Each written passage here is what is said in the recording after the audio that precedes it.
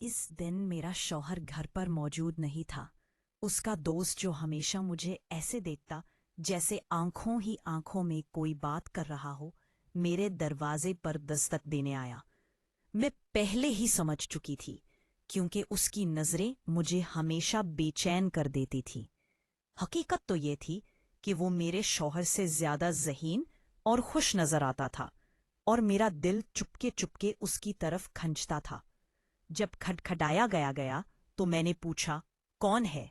बाहर से आवाज आई, बहन जी, मैं साहिल हूं। मेरे दिल की धड़कन धड़कन अचानक तेज हो गई। उसने पहली बार मुझे बहन जी कहा था, और इस लफ्ज में दरवाजा एक अजीब सा एहसास था। वो कुछ और ही कहना चाह रही थी, जैसे उसकी नजर कुछ और ही बात कह रही हो। मैंने फौरन दरवाजा खोल दिया। मैंने अपना चेहरा थोड़ा उदास बना लिया और बीमार होने का तासुर दिया।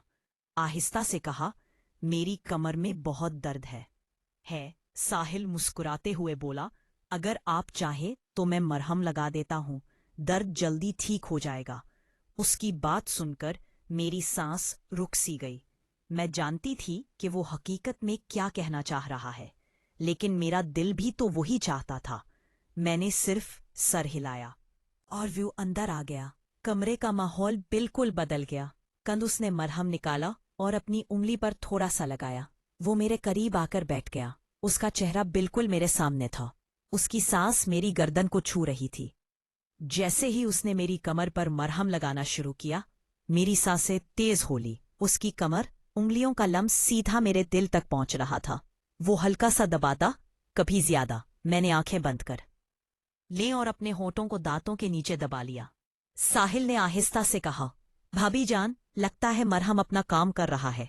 उसकी मुस्कुराहट, उसकी नजरें, सब कुछ मेरे काबू से बाहर हो रहा था। मैं खामोश भी, लेकिन मेरे जिस्म के अंदर सारा जिस्म कांप रहा था। उसकी उंगली कभी कुछ नीचे चली जाती, कभी कुछ ऊपर। मैंने उसका हाथ रोकना चाहा, लेकिन रोक ना सकी। कमरे में सिर्फ मेरी सांसों की आवाज सुनाई दे रही थी। साहिल करीब आया और आहिस्ता से बोला, मैं जानता हूं तुम भी यही चाहती हो, बस एक बार कह दो। मैंने उसकी तरफ देखा। उसकी आंखों में वही बेचैनी थी जो मैं पहले भी महसूस करती थी। मैंने कुछ नहीं कहा, सिर्फ नजरें झुका ली। उसने मेज पर रखा और करीब आ गया।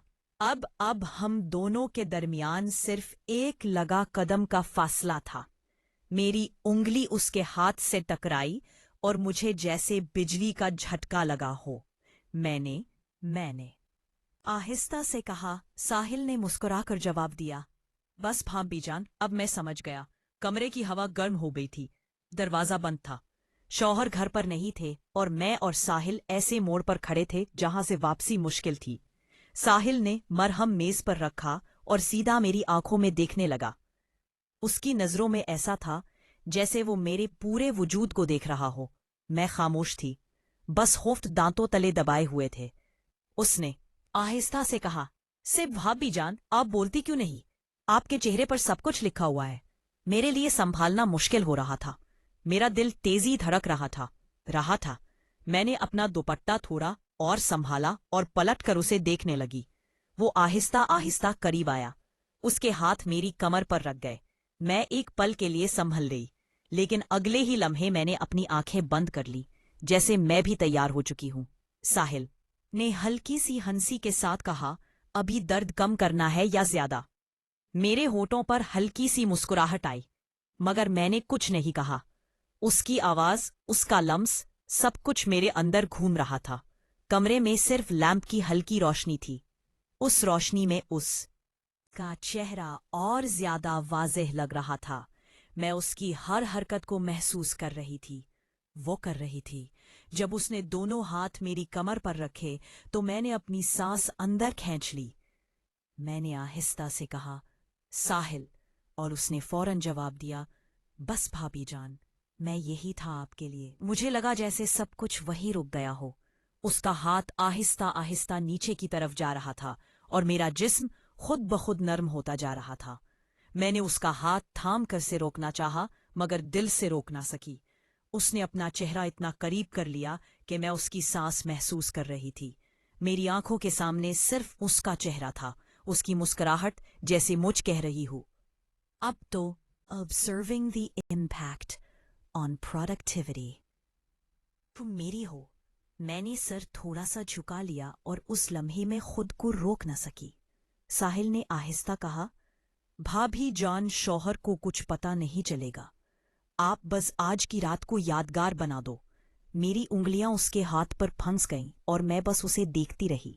دل میں خوف تھا لیکن اس خوف سے زیادہ ایک عجیب سی خوشی تھی۔ وقت گزرتا جا رہا تھا، دروازہ بند تھا، گھر خاموش تھا اور میں اور ساحل ایک لکیر کے دونوں طرف تھے۔ اس لکیر کو پار کرتے ہی سب کچھ بدل جاتا۔ میں ہنستے ہوئے بس اتنا کہا، تم روکنے والے تو ہو نہیں اور میں روک پانے والی نہیں۔